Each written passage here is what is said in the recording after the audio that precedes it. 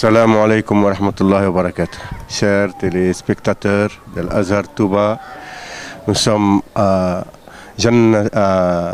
Aïn al-Rahma à Touba et nous avons un invité de marque, Serigne Cherif Hassan Fall, le petit-fils de Cheikh Ibra Fall, son père Cheikh Moustapha Fall, le premier calife de Cheikh Ibra Fall, est un monument dans le mouridisme.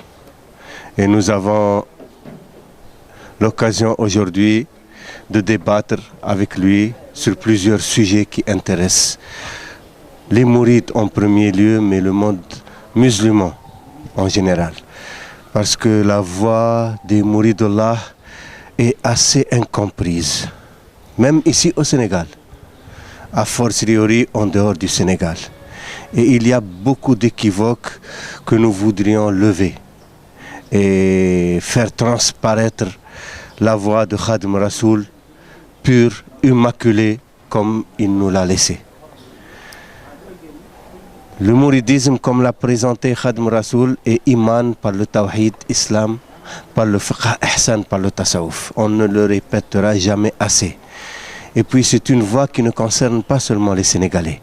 C'est une revivification de l'islam. Khadim Rassoul a dit, j'ai trouvé la voix du prophète Mohammed sallallahu alayhi wa sallam. C'était en broussailles, tout était en désordre. Il fallait débroussailler, nettoyer et mettre les bonnes graines pour les prochaines semences, pour créer la nouvelle communauté qui va revivifier la religion du prophète Mohammed sallallahu alayhi wa sallam. Et on voit aujourd'hui l'islam du prophète Mohammed sallallahu alayhi wa sallam, qu'est-ce qu'on en a fait? On voit partout les guerres, les massacres, les musulmans entre eux qui s'entretuent. Le prophète Mohammed sallallahu alayhi wa sallam nous avait averti de cela. Le prophète Mohammed sallallahu alayhi wa sallam ne nous avait pas dit que j'ai peur pour ma communauté pour le shirk. Non, il a éradiqué le shirk, le prophète Mohammed sallallahu alayhi wa sallam. Il a dit, je n'ai plus peur pour le shirk. Satan a désespéré de rendre les croyants musulmans des mouchriquines. Il adore Allah seul, tous les musulmans, sans exception. Mais il n'a pas désespéré moins que cela de faire la discorde et la zizanie entre eux. Et c'est ça, le prophète a dit, ne retournez pas mécréants après moi et vous allez vous combattre et vous entretuer. Et voilà où on en est aujourd'hui. Alors que nos frères d'Arabie et d'autres, ils voient le shirk partout, alors que c'est dans leur tête. Ils accusent leurs frères musulmans de shirk et ils font ces guerres-là pour, soi-disant, amener leur religion. Pas la religion de Mohammed Abdul Wahhab, pas la religion de Mohammed ibn Abdullah. Et ça, c'est grave, parce que ce qui se passe dans le monde islamique est grave. Heureusement, ici, la revivification de l'islam opérée par Khadim Rassoul ouvre les bras à tout le monde, sans exception. Noirs, blancs, musulmans, non musulmans, parce que nous, en tant que musulmans, nous sommes obligés d'appeler les non musulmans. Alors, on vient chasser les musulmans de l'islam. Notre rôle est d'appeler les non musulmans à l'islam. C'est ça qui est. Et voilà, maintenant que nous avons l'occasion d'en parler, puisque c'est le Magal de Serigne Touba, c'est une fête extraordinaire qui est propre au mouridisme. Serigne Saliou expliquait que les musulmans ont deux fêtes, l'Aïd al-Kabir et l'Aïd al-Saghir, la Tabaski et la Korité. Et les mourides, c'est les musulmans. Donc, ils font la Tabaski et la Korité, l'Aïd al-Kabir et l'Aïd al-Saghir. Mais ils ont aussi deux fêtes à eux spéciales. C'est le Gamou et le Magal. Le Maoulid du prophète Mohammed sallallahu alayhi wa sallam et le Magal de Serigne Touba. Le Magal de Serigne Touba, c'est le départ en exil, parce que c'était le commencement d'une nouvelle ère. Il a initié un nouveau cycle pour les musulmans et pour l'humanité. Et c'est à cette occasion qu'on veut que les gens comprennent bien ce que c'est l'islam. Et on va poser des questions à Serigne Hassan Fall concernant Serigne Touba, le mouridisme, le rapport de Serigne Touba avec ses disciples et particulièrement le rôle de Cheikh Ibra Fall, qui a été pour le mouridisme, comme on le dit, Lamp Fall, le grand minaret de Touba, s'appelle Lamp Fall, qui éclaire la route des mourides d'Allah. Donc la voie de la khidma que Cheikh Ibra Fall a magnifiée et qui ouvre les portes grandes de la miséricorde à tous les humains, on doit bien la comprendre. Et heureusement, on a l'occasion de poser les questions à Serigne Cherif Hassan Fall. Serigne Hassan Fall, bienvenue. Et merci beaucoup. Nous sommes honorés. Merci, c'est moi qui le suis. C'est moi qui le suis, Abdallah. Et je crois que moi j'ai été très surpris parce que j'ai vu qu'on a inversé les rôles.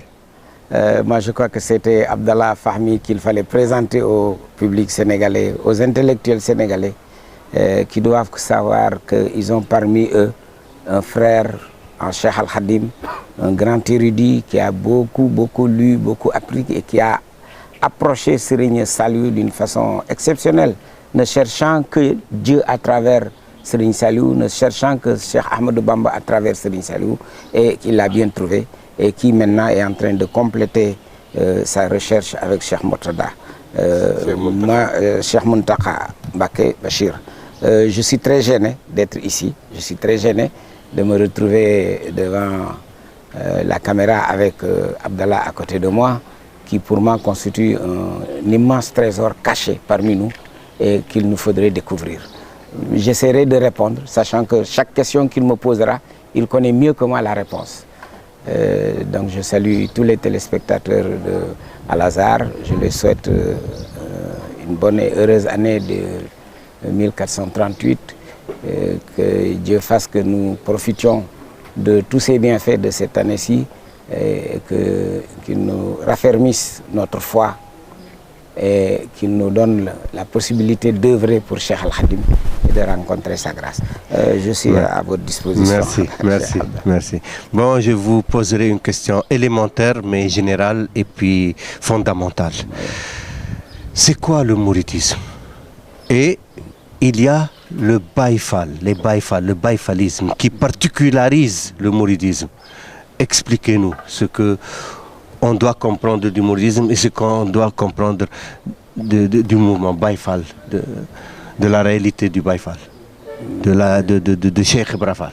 Abdallah, je ne détiens pas le monopole de la connaissance. Je suis un humble serviteur de Cheikh Ibrahima Fall. Et vous m'avez posé une question assez délicate, qu'est-ce que c'est que le mouridisme? Qu'est-ce que c'est que le baïfalisme à l'intérieur du mouridisme? Bon, moi j'ai dit que Serigne Abdoul Ahad nous a beaucoup expliqué entre Cheikh Ibra et Cheikh Al-Khadim leur mission commune qu'ils avaient, la mission qu'avait Cheikh Ahmadou Bamba de revenir et de secourir la ummat de Seydina Mohamed sallallahu alayhi wa sallam quant à leur devenir quand il sera parti et que 4 siècles après, au 14e siècle ou 13e siècle, est apparu Cheikh Ahmadou Bamba. Cheikh Ahmadou Bamba est un revivificateur. Vous l'avez dit, moi je le considère comme le Ghazali des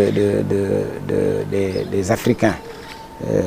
Pour faire sa mission, il avait besoin de quelqu'un qui soit... quelqu'un qui remplisse toutes les conditions, disons, pour avoir une considération au niveau des Sénégalais. Parce qu'au niveau des Sénégalais, il y avait 2 considérations qui étaient tenues. La première, c'était la naissance. Et on considérait la naissance. Cheikh Ibra est né d'une famille très réputée au Sénégal, qui a, dans la famille dans laquelle est apparu tous les damels, sauf un du Sénégal, Lat Dior, et qui est de mère Fall. Donc il y avait donc ce point qui était la naissance. L'autre point était la connaissance. Donc Cheikh Ibra aussi remplissait ce côté-là, parce que sa famille maternelle, les Ndiaye de Ndiaré, étaient réputés de grands érudits et étaient craints de tous les chefs par leur gris-gris qu'ils fabriquaient. Aucun chef n'osait se présenter dans un village de Ndiaré. Donc il fallait que Seigne Touba a bien étudié le processus. Ça c'est mon entendement, hein, Abdel Fattah.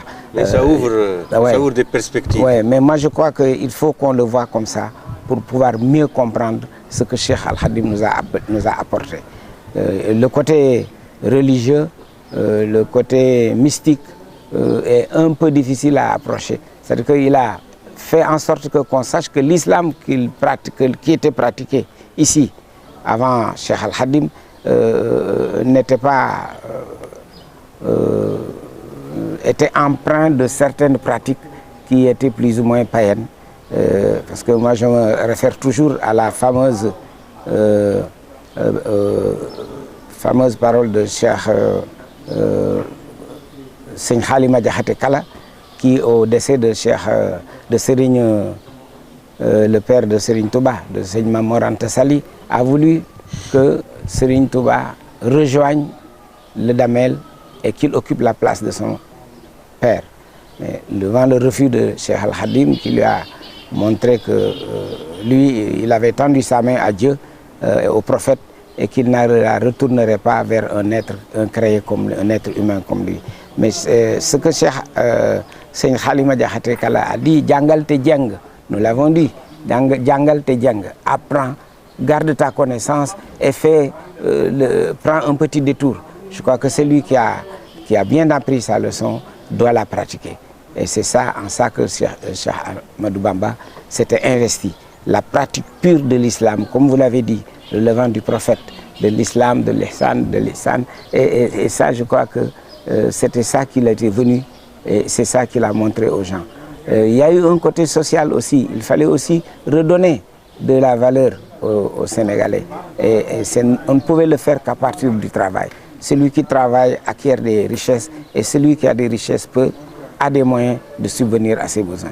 Je crois que ce sont ces deux côtés-là, moi je pense qui a fait cette alliance entre Serigne Touba et Cheikh Ibra pour créer ce qu'on a vu, qui est le mouridisme. Parce que vous sortez Cheikh Ibrahima Fall du mouridisme, les pratiques de Cheikh Ibra, on se retrouve dans n'importe quel autre tariqa du Sénégal. Et moi je crois que c'est ça la différence qu'il faut faire. L'apport de Cheikh Ibra est très très important, sinon même essentiel dans l'œuvre que Cheikh Ahmadou Bamba venait accomplir. C'est ce que je pensais, que c'est-à-dire il a ouvert grandes les portes de la miséricorde. Comme Cheikh Khadim Rassoul est venu au Sénégal. Au Sénégal, les gens ne parlent pas l'arabe. Donc si c'était seulement les écrits de Khadim Rassoul, il n'y aurait pas beaucoup qui auraient compris Khadim Rassoul. Personnellement, quand j'ai étudié les écrits de Khadim Rassoul avant de venir au Sénégal, et d'ailleurs c'est un Baïfal qui m'a donné les écrits de Khadim Rassoul, c'était Aféan Khirola. Et je me suis dit, sûrement un prophète que son peuple a ignoré. C'est un proverbe arabe qu'on dit. Ça veut dire quand quelqu'un, un génie dans un peuple qu'on ignore, on dit Nabiyyun daya'u qawm. Donc j'ai dit sûrement les Sénégalais n'ont pas connu Cheikh Ahmadou Bamba. Parce que pour comprendre la hauteur des écrits de Khadim Rassoul et la puissance intellectuelle des écrits de Khadim Rassoul et même la puissance spirituelle, il faut avoir les compétences extrêmes en langue arabe comme dans les sciences, en théologie, en fiqh, en tasawwuf. Donc c'était pas évident pour un peuple qui ne parle pas l'arabe. Même quand j'étais venu au Sénégal, je pensais réellement que peut-être Allah m'a donné cette mission de faire connaître cet homme au monde musulman et aux Sénégalais même. Tu vois, parce que il faut vraiment être doté des compétences extrêmes. Et j'étais surpris de voir Khadim Rassoul partout, les photos de Khadim Rassoul partout. Et je n'ai jamais vu dans ma vie, ni lu dans l'histoire, un peuple qui aime autant leur guide. Et en foi en leur guide. Et ça, c'est inexplicable sur le plan du Dahar. Sur le plan du Dahar, tu vois les qasaïd des mourides qui lisent les qasaïd matin et soir, ils ne savent pas ce qu'il y a dedans. Et pourtant, il vit avec les qasaïd. Il pleure, son cœur bat, il est dans un hal. Donc, il y a du battre, il y a ce côté battre. Et c'est peut-être ce côté-là que... Oui, parce que c'est ce côté-là, Abdallah, qu'il faut revisiter. Parce que moi, je dis que je comprends moins bien Cheikh Ahmadou Bamba que vous. Je suis ici de la famille de Cheikh Ibrahima Fall, mais je le comprends moins bien que vous parce que vous pouvez comprendre ce qu'il a écrit. Moi, je ne fais que le vivre, comme l'ont vécu mes parents. Donc, Cheikh Ibrahima, on dit que quand il est revenu chez Cheikh Ahmadou Bamba, il a trouvé devant Cheikh Ahmadou Bamba qu'il y avait 10 portes qui étaient fermées. Et toutes ces portes, c'était de la porte de miséricorde. Il dit que c'était des ngenel. J'ai trouvé 10 portes de ngenel devant Cheikh Al-Khadim. Et j'ai trouvé des gens qui se disaient être des érudits. Et j'ai voulu les provoquer. J'ai voulu les provoquer en ouvrant une porte, la porte de l'allégeance, la porte du Djeboulou. Et j'ai ouvert cette porte et tous étaient bouche bée. Ils avaient la main collée à la bouche comme ça, en train de me regarder. J'ai dit, c'est dommage, je ne pourrais plus ouvrir les 9 autres, les 8 autres qui restent. Il aurait suffi qu'un seul parmi eux ouvre une des portes pour que j'ouvre les 8 autres. Donc il dit que de tout ce que Cheikh Al-Khadim a apporté, nous n'avons qu'une seule porte qui mène aux richesses. Toutes les richesses, toutes les 9 autres portes, on ne les a pas ouvertes.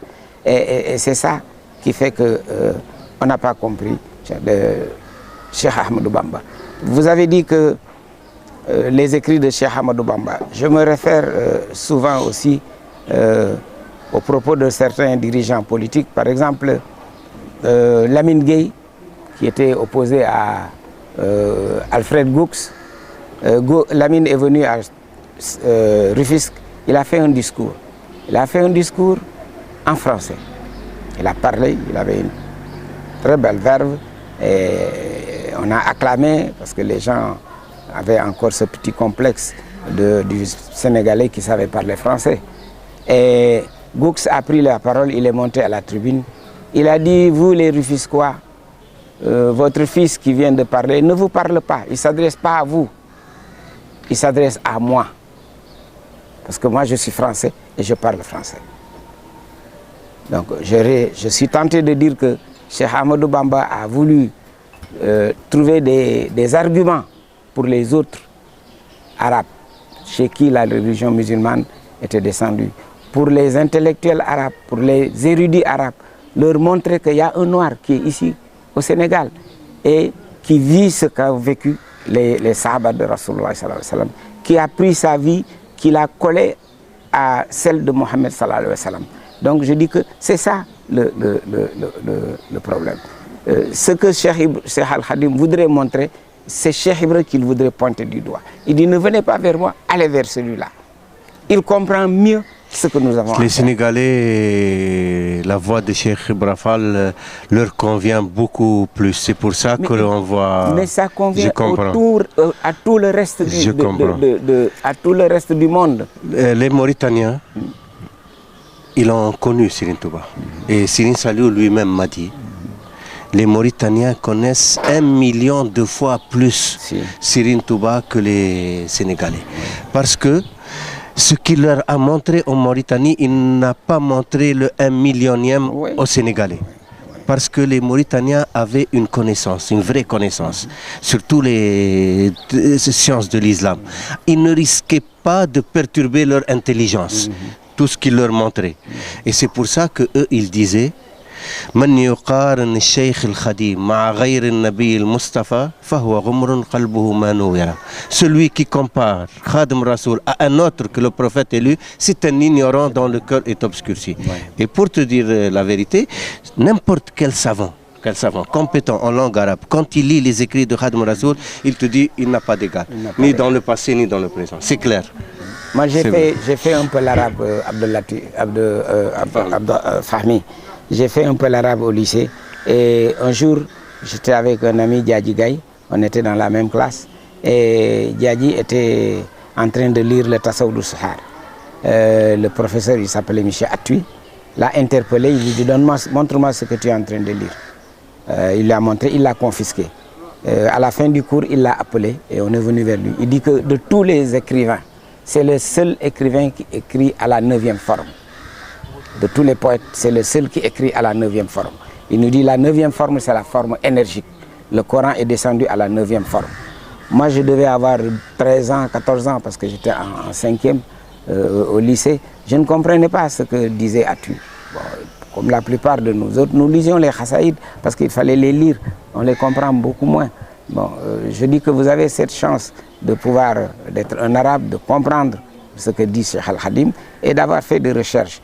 Vous faisiez allusion tout à l'heure à un proverbe arabe qui dit que Cheikh Al-Khadim est un prophète qui fut ignoré par son peuple. Et moi je crois que c'est ma pensée même. Moi. Parce que je dis que Cheikh Al-Khadim, comme tout prophète, a besoin de miracles. Un prophète a besoin de miracles pour faire croire à son peuple qu'il est un envoyé de Dieu.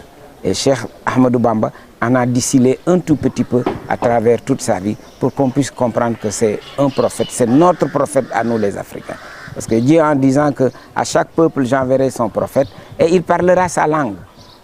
Je dis que Mohammed sallallahu alayhi wa sallam est le prophète universel, mais il ne parlait pas le français. Il ne parlait pas aussi le sénégalais, le wolof, ni le toucouleur. Il a parlé arabe. Et nous avons du mal à aller apprendre l'arabe et ensuite à venir comprendre ce qui est dit dans le Coran. Cheikh Ahmadou Bamba a voulu nous montrer que c'était un prophète de Dieu. Et il a fait des miracles. Ici, tout en face de nous, nous avons la maison de Cheikh Salih Mbacké. Et à l'intérieur de cette maison, il y a une partie où le Cheikh était en train d'écrire un jour et un sanglier a été poursuivi par un lion. Le sanglier est arrivé derrière le Cheikh et il a posé ses pieds de devant sur le dos du Cheikh. Le Cheikh continuait à écrire. Et le lion est resté là à le regarder un moment et il est parti. Ça, c'est une des preuves. Je dis que devant... Serigne Saliou m'a raconté cette anecdote et il m'a dit, tu sais, le plus étonnant dans cela, c'est que tu ne peux pas voir la différence entre l'événement, quand le lion et le vaccin sont venus, et avant et après. Quand il ne s'est même pas aperçu. Voilà. Ça n'a pas changé sa plume, elle est partie du même coup. Sauf une remarque. Quand on dit prophète, il faut éviter. Parce que c'est les confusions qui créent justement l'incompréhension. Pour ça que Khadim Rasoul, il dit Khadim Rasoul. Il s'est toujours proclamé Khadim Rasoul.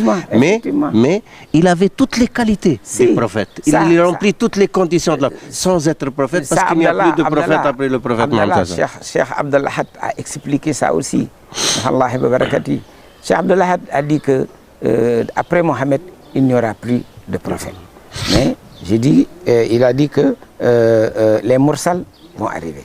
Le prophète Mohammed sallallahu alayhi wa sallam a clos le chapitre des prophètes et il en a ouvert un nouveau, le chapitre des mursal. Et il dit que jusqu'à la fin du monde, les mursal arriveront. On les appelle les Awliya ou des Qutb. On a des noms différents. Il a expliqué ce que c'est. Il a expliqué ce que c'est qu'un mursal et que c'est celui qui... En tout cas, les soufis comprennent cela. Ils le comprennent, Parce qu'il y a toujours, dans chaque époque, il y a un San Kamel, il y a un Qutb qui est le substitut du prophète Mohammed. Et c'est ça. Et je dis que la seconde preuve, c'était devant le bureau du gouverneur de Saint-Louis. Devant le bureau du gouverneur de Saint-Louis, tous les sérignes qui étaient convoqués ont suivi les directives du gouverneur général à l'époque. Sauf Serigne Touba, qui devant le gouverneur a commencé à prier 2 rakas de Nafila et de poser la question, parmi ces enfants qui sont ici, lequel m'a convoqué? Donc ça, c'était, moi je dis que le plus grand signe de Tawhid aussi que Cheikh Ahmadou Bamba a fait preuve devant toute cette assemblée-là de colons et de l'interprète aussi. Bon, Serigne Hassan Fall, maintenant je voudrais demander sur Cheikh Ibra Fall, qui, d'après ce que j'ai lu moi-même sur Cheikh Ibra Fall et même dans les rapports des Français, c'est pas du tout le personnage populaire ou légendaire dont on parle ici. Parce que dans les rapports des colons, comme dans les écrits de Cheikh Mohamed Bachir dans Min al-Baqi, Cheikh Ibra Fall était un grand savant, donc il connaissait très bien la religion. Et c'est quelqu'un qui priait jusqu'à ce que ses jambes ne le portaient pas. Avant de connaître Serigne Touba. Et il était parti partout dans le pays chercher un cheikh qui le conduit à Allah, parce qu'il voulait accéder à Allah. C'est pas seulement être un bon musulman, mais il voulait la réalisation spirituelle, accéder à Allah. Et justement, quand il a trouvé Khadim Rasoul, il s'est soumis à lui. Il a ouvert cette porte de la Bay'a, le Djiboulou. C'est ce qu'il lui a dit. Il lui a dit, je me suis présenté devant vous pour pouvoir accéder à Dieu. Je cherche un cheikh qui me permettent d'accéder à Dieu. Donc, comme vous l'avez dit, Fahmi, Cheikh Ibra n'était pas un ignare. C'est quelqu'un qui a cherché Dieu qui a appris, parce que né dans la famille maternelle qui était des érudits, les Ndiaré, il a appris le Coran de son père. C'est la branche paternelle de Cheikh Ibra aussi, le Damel Mandessit, qui le premier parmi les Tchèdos a embrassé la religion musulmane.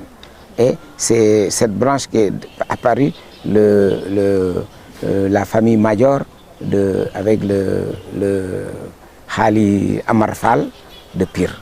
Donc, comme vous avez dit, c'est quelqu'un qui savait, qui était à la recherche de Dieu et qui a trouvé Dieu en Cheikh Al-Khadim. Et leur rencontre à Mbacké Kadior a été un dialogue que j'aimerais que les gens... Ça a été rapporté par Sidi Mohamed Bachir dans Minan Baqi Khadim. Il le tient de Cheikh Ibra Fall lui-même qui lui a... Oui, effectivement. Et puis, aussi dans les rapports des colons, ce qu'ils disent est étonnant. Ils disent que Cheikh Ibra Fall est un fin lettré, diplomate, très instruit en religion islamique. L'un des plus riches sénégalais, 13 fois propriétaire. On n'a jamais eu de problème avec lui, mais il faut le surveiller parce qu'il n'hésitera pas à exécuter l'ordre de son cheikh, quel qu'il soit. Donc il se méfiait un peu de lui sans avoir rien à lui reprocher. Effectivement. Donc il était très intelligent. Eux-mêmes l'admettaient. Il le fallait, famille, il le fallait parce que je dis qu'il fallait un élément qui soit à la hauteur. C'est-à-dire sur lequel on ne pouvait déceler aucune tâche de la naissance, de la connaissance. Donc tous ces facteurs-là, Cheikh Ibra le remplissait. Et même avec le colon aussi, il ne prêtait pas le flanc. C'était quelqu'un qui était toujours en règle sur ses impôts. Surtout, chaque terrain, chaque immeuble qu'il achetait, il en faisait un titre foncier. Donc c'est des preuves qui montrent que... il nous disait 13 fois. Oui, il a été... Et puis il a joué un rôle fondamental dans la cohésion même économique du monde mouride. Parce que s'il n'avait pas introduit ce facteur important qui est le travail. Parce que Mais pourquoi ces aspects-là ne sont pas les plus mis en avant dans le mouridisme et dans la voix de Cheikh Ibra Fall? Alors que dans l'imaginaire populaire, un Baye Fall, il fait n'importe quoi, des rastas, il fume, il boit, il se permet n'importe quoi, il ne prie pas. Mais c'est ça dans l'imaginaire populaire. Je crois, Abdallah, la faute nous incombe tous, aussi bien chez les Mbacké que chez les Baye Fall. Je dis que le cheikh, quand il a mis sa société en place, il a fait un premier test. Il leur a demandé une mosquée au niveau de Diourbel, qui a été construite. Il dit, bon, je veux maintenant une mosquée à Touba, qui est 10 fois, 20 fois plus grande et coûtera 20 fois, 100 fois plus cher que celle de Diourbel. Mais il a aidé Cheikh Moustapha Mbacké. Il a introduit dans la Mouridia ce qu'on appelle la contribution volontaire. C'est le Hadiyah. Cette contribution volontaire se sache que chaque mouride, les 140 francs que chaque mouride devait donner pour...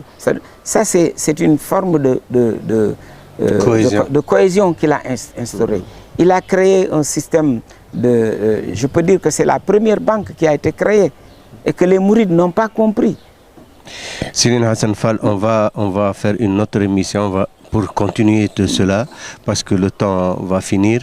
Mais c'est important de comprendre cette particularité du mouridisme qui le particularise aujourd'hui de toutes les autres tariqas et qui en fait aujourd'hui une exception que les musulmans doivent copier. Pourquoi?